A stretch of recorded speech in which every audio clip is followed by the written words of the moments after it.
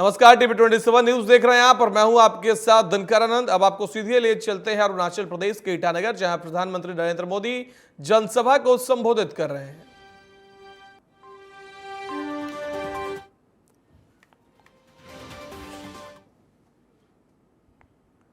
किरण पहले आती नहीं, हाँ वैसे विकास के काम भी सबसे पहले यहां होने लग गए हैं। आज यहां अरुणाचल प्रदेश में 45,000 परिवारों तक पीने का पानी पहुंचाने के प्रोजेक्ट का लोकार्पण हुआ है। अमृत सरोवर अभियान के तहत भी यहां अनेक सरोवर बनाए गए हैं।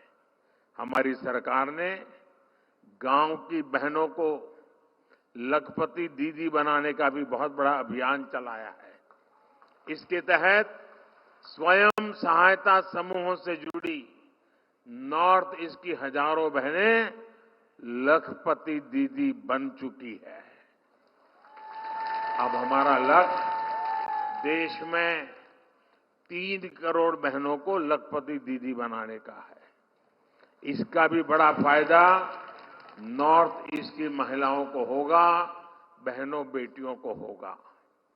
साथियों, भाजपा सरकार के इन प्रयासों के बीच कांग्रेस और इंडी गठबंधन क्या करते रहते हैं, ये आप अच्छी तरह जानते हो वो लोग क्या कर रहे हैं। अतीत में जब हमारे बॉर्डर पर इन्हें आधुनिक इंफ्रास्ट्रक्चर बनाना चाहिए था, कांग्रेस की सरकारें घोटाले करने में व्यस्त थी। कांग्रेस हमारी सीमा को, हमारे सीमा के गांवों को अविकसित रखकर देश की सुरक्षा से खिलवाड़ कर रही थी। अपनी ही सेना को कमजोर रखना, अपने ही लोगों को सुविधा और समृद्धि से वंचित रखना, यही कांग्रेस के कार्य करने का तरीका है, यही उनकी नीति है, यही उनकी रीति है। साथियों, सेला टनल पहले भी तो बन सकती थी कि नहीं बन सकती थी, लेकिन कांग्रेस की सोच और प्राथमिकता कुछ और थी। उनको लगता था पार्लियामेंट 1-2 सीट है यार, इतना काम क्यों करें, इतने पैसे क्यों लगाए। मोदी पार्लियामेंट मेंबरों की गिनती करके काम नहीं करता है, देश की आवश्यकताओं को ध्यान में रख के काम करता है। केंद्र में मजबूत और राष्ट्रहित को प्राथमिकता देने वाली सरकार ने 13,000 फीट की ऊंचाई पर, मैं तो देश के नौजवानों को कहूंगा कि इस टनल को देखने के लिए आना चाहिए। कैसे हमारे यहां काम हो रहा है। 13,000 फीट की ऊंचाई पर ये शानदार टनल बनाई है। और मैं सेला के भाइयों बहनों से कहना चाहता हूं, आज वेदर के कारण मैं वहां पहुंच नहीं पाया हूं, लेकिन मैं आपको वादा करता हूं, मेरी तीसरी टर्म में मैं जरूर वहां पर आऊंगा, आप लोगों को मिलूंगा। इस टनल से तवांग में हमारे लोगों को ऑल वेदर कनेक्टिविटी मिल रही है। स्थानीय लोगों के लिए आना जाना और ट्रांसपोर्टेशन आसान हुआ। इससे अरुणाचल में टूरिज्म को विस्तार मिलेगा। ऐसे अनेक टनल्स पर आज इस पूरे क्षेत्र में बहुत तेजी से काम हो रहा है। साथियों, कांग्रेस ने तो वहीं मध्य प्रदेश के मंत्रालय भवन में भीषण आग लगी है और आग बुझाने की कार्रवाई में फायर ब्रिगेड की टीम जुटी है। वहीं मौके पर पहुंच चुके हमारे संवाददाता नीरज श्रीवास्तव। नीरज, क्या कुछ जानकारी निकलकर सामने आ रही है, क्या तस्वीरें आप देख पा रहे हैं, आग क्या बुझा ली गई है? देखिए, सबसे पहले मैं आपको यहाँ की जो तस्वीरें हैं वो दिखाना चाहूंगा। ये मंत्रालय है, मंत्रालय के जो फर्स्ट फ्लोर पे आप धुएं का जो गुब्बार है वो उसका साफ तौर से देख सकते हैं। जो भीषण धुआं है वो यहाँ पर जो है निकलता हुआ दिखाई दे रहा है। इसके अलावा तमाम पुलिस के जो अधिकारी हैं वो यहाँ पहुंच चुके हैं। पुलिस फोर्स यहाँ पर मौजूद है। हर आने जाने वाले को यहाँ पर रोका जा रहा है। फायर फाइटर्स और फायर ब्रिगेड जो है उनकी गाड़ी अंदर है। हालांकि इस तरह का देखा गया है कि चुनाव के पहले, इससे पहले भी जब विधानसभा चुनाव थी तो कहीं ना कहीं सतपुड़ा भवन में जो है आग लगी थी। वो भी आग इतनी भीषण थी कि 2 से 3 मालों में वो आग लगी थी। उसको लेकर भी को ढाले बैठे एक मौका मिल गया था बोलने का और सरकार पर आरोप लगाने का कि कहीं ना कहीं अपने जो भ्रष्टाचार है उनको छुपाने के लिए आग लगाई गई है। तो वहीं आप लोकसभा चुनाव से पहले एक बार फिर जो मंत्रालय की जो पुरानी बिल्डिंग है उसमें आप आग की लगते देख सकते हैं। अभी फिलहाल जो धुआं उठता हुआ यहाँ पर दिखाई दे रहा है। जो तस्वीरों में आप देख सकते हैं, लाइव तस्वीरें हम आपको यहाँ से दिखा रहे हैं। हालांकि जी बिल्कुल नीरज, लेकिन आप मौके पर मौजूद हैं, क्या कुछ जानकारी निकल कर सामने आ रही है? आग कैसे लगी? आग लगने के पीछे की वजह क्या पता चल पाया है अब तक? देखिए फिलहाल जो है आप तस्वीरें देखिए, सामने जो फायर ब्रिगेड की गाड़ियां हैं, एक गाड़ी नहीं है काफी सारी गाड़ियां हैं, यहाँ पर आग बुझाने का प्रयास कर रही हैं। पहली प्राथमिकता प्रशासन की ये है कि आग पर काबू पा लिया जाए। अब उसके बाद मुख्यमंत्री डॉक्टर मोहन यादव ने जांच के जो निर्देश दिए हैं कि पूरे मामले की जांच की जाए, आखिर आग लगने के कारण क्या रहे। हालांकि ये पूरी जो बिल्डिंग है, जो नई बिल्डिंग है उसके पास में ही पुरानी बिल्डिंग है और काफी पुरानी बिल्डिंग है, यहाँ पर आग लगी है। नई बिल्डिंग में हालांकि फायर सेफ्टी के सारे इंतजाम हैं क्योंकि अभी कुछ समय पहले ही यहाँ पर जो है रिनोवेशन का काम किया गया है। लेकिन ये जो आग है वो पुरानी बिल्डिंग में लगी है। फिलहाल बुझाने के लिए मशक्कत करती हुई नजर आ रही है फायर ब्रिगेड की टीमें। जी बिल्कुल नीरज, और अपने दर्शकों को बता दें कि एक्सक्लूसिव तस्वीरें अभी आप टीवी 27 न्यूज पर देख पा रहे हैं। मंत्रालय वल्लभ भवन के आगे की जस्ट तस्वीरें, जहां हमारे संवाददाता नीरज श्रीवास्तव वहां मौजूद है और वहां से लगातार पल पल की अपडेट हमें दे रहे हैं कि आखिर वहां की आग की स्थिति क्या है। नीरज, मैं आपसे यह जानना चाहूंगा कि इस पूरे मामले पर अब तक विपक्ष की तरफ से कोई प्रतिक्रिया निकल कर आई है क्या? क्योंकि इससे पहले, जैसा कि आपने जिक्र किया, 2023 के विधानसभा चुनाव से पहले इसके जस्ट ठीक सामने सतपुड़ा भवन में भी आग लगी थी। देखिए बिल्कुल, अभी यदि बात की जाए अभी कारण निकल के सामने आने की, तो ये सारा जो कारण है वो कहीं ना कहीं जांच के बाद जो है सामने निकल कर आएंगे कि आखिर शॉर्ट सर्किट की वजह से आग लगती है या एसी में ब्लास्ट की वजह से आग लगती है। लेकिन फिलहाल जो है तमाम कोशिशें की जा रही हैं कि जो ऊपर जो आग है उस पर काबू पाया जाए। सामने जो धुआं है, कई किलोमीटर दूर से भी ये धुआं उठता हुआ जो है देखा जा सकता है, दिखाई दे रहा है राजधानी भोपाल में। ये बात करें, हालांकि लोकसभा चुनाव से पहले इस तरह जो है मंत्रालय में के भवन में आग लगना कहीं ना कहीं विपक्ष को जरूर एक मौका देता है बोलने का कि विपक्ष फिर से एक आरोप जो है आरोप प्रत्यारोप लगा सकता है कि ये जो आग लगी है वो कहीं ना कहीं अपने भ्रष्टाचार को छुपाने के लिए लगाई गई है। जी बिल्कुल नीरज, और आसपास आप क्या देख पा रहे हैं? अगर कोई फायर ब्रिगेड के कर्मचारी मौजूद हो या कोई पुलिस अधिकारी मौजूद हो जो इस पूरे हादसे पर कोई विस्तृत जानकारी दे पाए, तो आप बातचीत करने की कोशिश करिए। देखिए फिलहाल कई लोगों से बातचीत करने की हमने कोशिश की, लेकिन कोई भी बातचीत करने के लिए इस समय तैयार नहीं है। फिलहाल सभी लोग अपनी सुरक्षा व्यवस्था में लगे, तमाम पुलिसकर्मी भी यहाँ पर खड़े हुए हैं। हमने बात करने की कोशिश की, लेकिन मीडिया से अभी कोई भी बात करने से बचता हुआ नजर आ रहा है। इसके अलावा अंदर पूरी तैयारियां जो है चल रही है आग पर काबू पाने के लिए। फायर ब्रिगेड की जो टीमें हैं वो मशक्कत यहाँ पर करती हुई नजर आ रही है।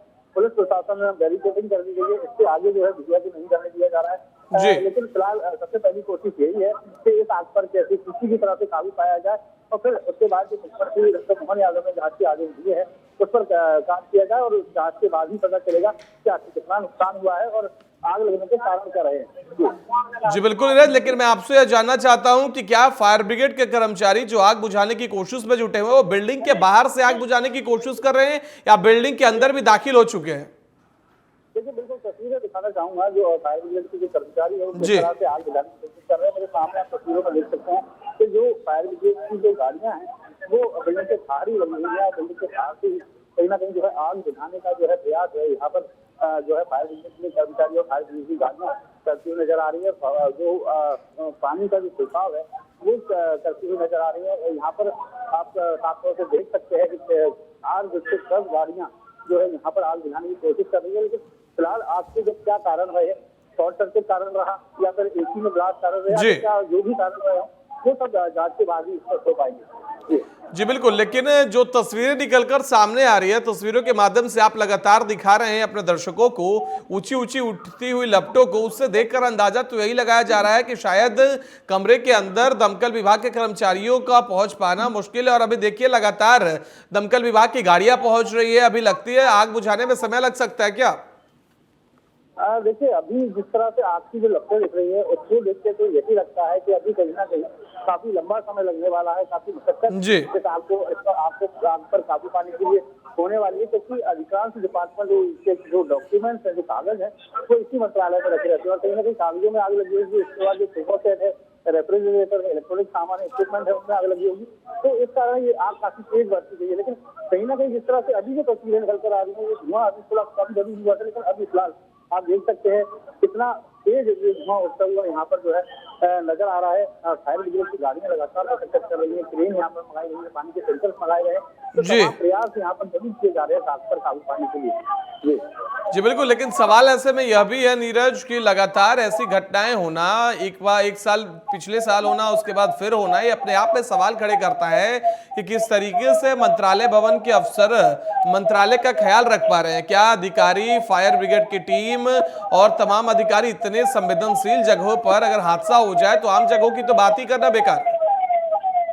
देखिए, हादसे कोई बताने पूरा नहीं हुआ है, लेकिन जिस तरह से तैयारियां हैं, लगातार प्रशासन पूरा अमला यहाँ पर पहुंच चुका है। जी। जो गाड़ियां हैं वो लगातार, जो पानी के जो टैंकर हैं वो लगातार आप देख रहे हैं तस्वीरें में, जिस तरह से पानी के जो टैंकर है वो अंदर जा रहे हैं मंत्रालय के। फायर ब्रिगेड की गाड़ियां लगातार आती जा रही है, उसके बाद एक गाड़ी यहाँ पर आती जा रही है, लेकिन आग की जो लपटें है वो फिलहाल कम होने का नाम नहीं ले रही है। ऐसा लगता है कि जिस तरह से ये आग धीरे धीरे और अंदर ही अंदर फैलती जा रही है, लेकिन जो अंदर का जो वाक्य हुआ, धुएं के अंदर जाना काफी मुश्किल हुआ।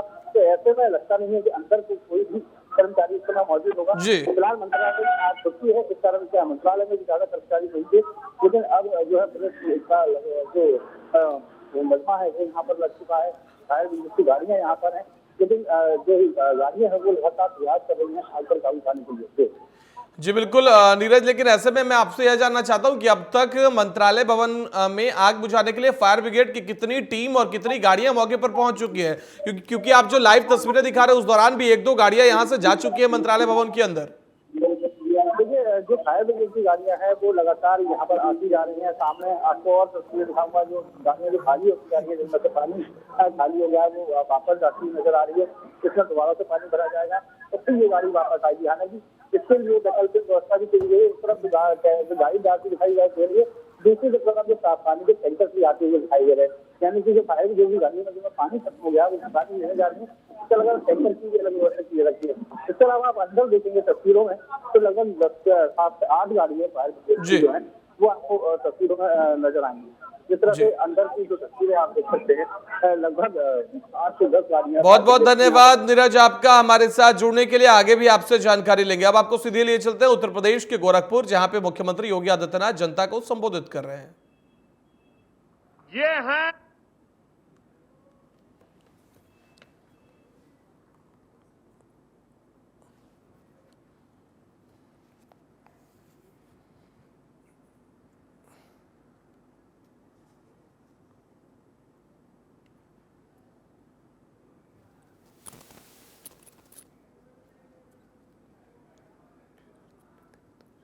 निर्भर है।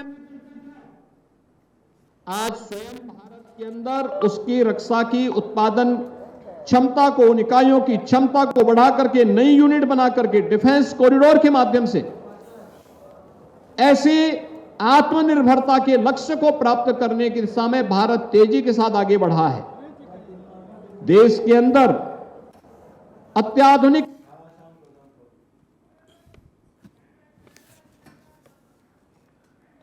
तो वहीं गोरखपुर की तस्वीरें देख रहे थे, जहां मुख्यमंत्री योगी आदित्यनाथ जनता को संबोधित कर रहे हैं। आपको बता दें कि मुख्यमंत्री योगी आदित्यनाथ आज गोरखपुर के दौरे पर है। इससे पहले उन्होंने जनता दरबार लगाया और लोगों की समस्याएं भी सुनी। वहीं एनसीसी प्रशिक्षण एकेडमी में और मुझे प्रसन्नता है कि आज गोरखपुर में अपने इन हजारों युवा साथियों के लिए एनसीसी एकेडमी, जिसमें गोरखपुर, देवरिया, कुशीनगर, महाराजगंज, संत कबीर नगर, बस्ती, सिद्धार्थनगर, बलरामपुर, श्रावस्ती, गोंडा और बहराइच, ये 11 जनपद के कैडेट्स न केवल अपना प्रशिक्षण के बाद आगे की ट्रेनिंग लेने के लिए इस एकेडमी का उपयोग कर पाएंगे, बल्कि ये जो 11 जनपद हैं, इन 11 जनपदों में 4 जनपद ऐसे हैं, सिद्धार्थनगर, बलरामपुर, श्रावस्ती और बहराइच, जो प्रधानमंत्री जी के द्वारा देश के अंदर शिक्षा, स्वास्थ्य, रोजगार और अन्य इंडिकेटर में जो जनपद पिछड़ गए थे, आजादी के बाद जिन्होंने अपेक्षित विकास नहीं किया, उनमें ये 4 जनपद भी थे। इन्हें आकांक्षात्मक जनपद कहते हैं, एस्पिरेशनल डिस्ट्रिक्ट। ये 4 जनपद हैं और मुझे प्रसन्नता है कि एनसीसी एकेडमी और यहां से निकले हुए जो प्रशिक्षित कैडेट्स होंगे, ये इन एस्पिरेशनल डिस्ट्रिक्ट को एक विकसित जनपद के रूप में विकसित करने में अपनी भूमिका का निर्वहन करने में अपना योगदान दे पाएंगे। प्रधानमंत्री जी के आत्मनिर्भरता के लक्ष्य को प्राप्त करने में हमें सफलता प्राप्त हो पाएगी। आज यह कार्यक्रम यहां प्रारंभ हो रहा है और मैं चाहूंगा कि एनसीसी निदेशालय, शिक्षा विभाग, स्थानीय प्रशासन तीनों मिलकर के बेहतर समन्वय के माध्यम से एक समय सीमा के अंदर इस एकेडमी के निर्माण के कार्य को हम पूरा करें, जिससे इसका लाभ यहां के छात्र छात्राएं ले सकें। दूसरा, हमारा प्रयास जरूर कुछ चीजों का होना चाहिए। जहां भी हमारी इस प्रकार की एकेडमी बने, वहां पर एक तो पूरा हरा भरा वातावरण होना चाहिए, अधिक से अधिक वृक्षारोपण करना, क्योंकि प्रशिक्षण कभी कभी भीषण गर्मी में भी हो सकता है। कैंप्स लगते हैं तो उस समय गर्मी भी हो सकती है और उस दौरान शीतलहरी भी हो सकती है। हमें उसकी परवाह नहीं करना है। सर्दी हो, गर्मी हो, बरसात हो, इन सब की परवाह के बगैर राष्ट्र निर्माण के लिए किसी एक अभियान के साथ अगर हमें जुड़ने की आवश्यकता पड़ेगी तो इसकी परवाह के बगैर हम सब अपने आप को समर्पण भाव के साथ उसके साथ जूझ पड़ेंगे। जहां यह भाव हमारे मन में होना चाहिए, हम यह भी तय करें कि इस दौरान हम लोग काफी बनाते समय ही वृक्षारोपण और इस प्रकार के वृक्षों को वहां पर लगाएं जो यहां की वातावरण के अनुकूल होने के साथ साथ प्रशिक्षण के दौरान कैडेट्स को अच्छा और उत्तम वातावरण देने में सहभागी बन सके। एक काम होना चाहिए। दूसरा, हमारी एकेडमी का जो क्षेत्र हो उसको प्लास्टिक फ्री करने की दिशा में हमें कार्य करना होगा। पॉल्यूशन फ्री करने के लिए वह प्लास्टिक का हो, किसी भी प्रकार की सॉलिड एंड लिक्विड वेस्ट का हो, उसके लिए हमें अपनी तैयारी अपने स्तर पर करनी चाहिए और उस प्रकार के मॉडल डेवलप करने चाहिए। प्रयास होना चाहिए कि जिन संस्थाओं में एनसीसी है, सप्ताह में एक दिन अपनी नियमित ड्रिल के साथ ही एनसीसी के कैडेट स्वच्छ भारत मिशन के अभियान के साथ भी वहां जुड़े। स्वच्छता, यह स्वच्छता तमाम प्रकार की बीमारियों से बचाव का उत्तम माध्यम तो है ही, उस माटी के साथ हमारी आत्मीयता को जोड़ने का भी माध्यम बनता है। आपने देखा होगा ये जो 11 जनपद हैं, स्वच्छता का क्या महत्व हो सकता है। यह महत्व इंसेफ्लाइटिस पर विजय प्राप्त होना इसका एक उदाहरण है और इसके लिए हम सबको प्रधानमंत्री मोदी जी के प्रति आभार व्यक्त करना चाहिए, जिनकी प्रेरणा से स्वच्छ भारत मिशन ने इंसेफ्लाइटिस जैसी महामारी को पूरी तरह नियंत्रित किया। इसलिए जिन भी संस्थाओं में हमारी एनसीसी की यूनिट हो, उन सभी संस्थाओं के लिए अनिवार्य होना चाहिए कि नियमित ड्रिल के साथ हम सप्ताह में एक दिन श्रमदान के लिए 1 घंटा उस पूरे परिसर को स्वच्छता कार्यक्रम के साथ भी जोड़ने का काम करेंगे तो आपके कारण पूरे छात्र और पूरी युवा शक्ति इस अभियान के साथ जोड़ करके स्वच्छता के लक्ष्य को भी प्राप्त करने में, मदद करने में अपना योगदान दे पाएगी।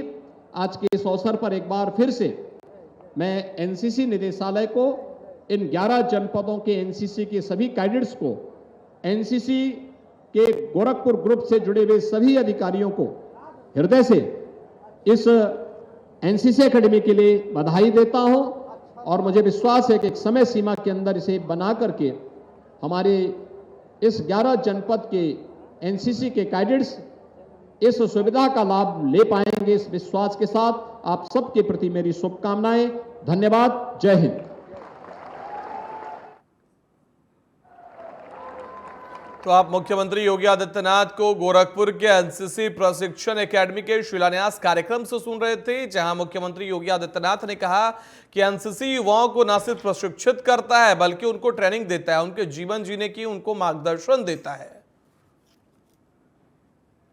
तो मुख्यमंत्री योगी आदित्यनाथ की लाइव तस्वीरें गोरखपुर के एनसीसी प्रशिक्षण एकेडमी की आप देख रहे हैं, जहां मुख्यमंत्री योगी आदित्यनाथ ने एनसीसी के बच्चों को संबोधित किया। साथ ही उन्होंने अपने कार्यकाल की बड़ी उपलब्धियों का भी जिक्र किया।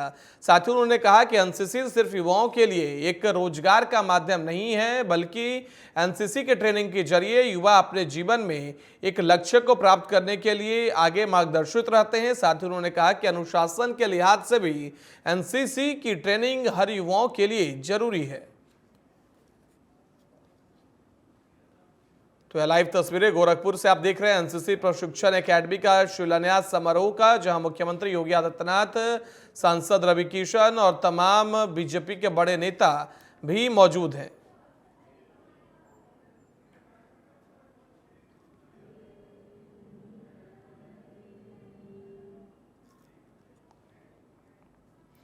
तो गोरखपुर की तस्वीरें देख रहे हैं आप, जहां एनसीसी प्रशिक्षण एकेडमी का शिलान्यास समारोह था, जहां मुख्यमंत्री योगी आदित्यनाथ ने शिरकत की, एनसीसी के बच्चों को संबोधित किया। इस दौरान सांसद रवि किशन भी उनके साथ मौजूद रहे हैं।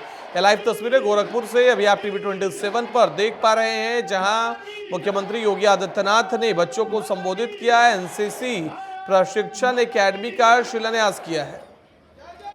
वहीं बुलेटिन में फिलहाल इतना ही। देश दुनिया की बाकी खबरों के लिए देखते रहिए टीवी 27 न्यूज।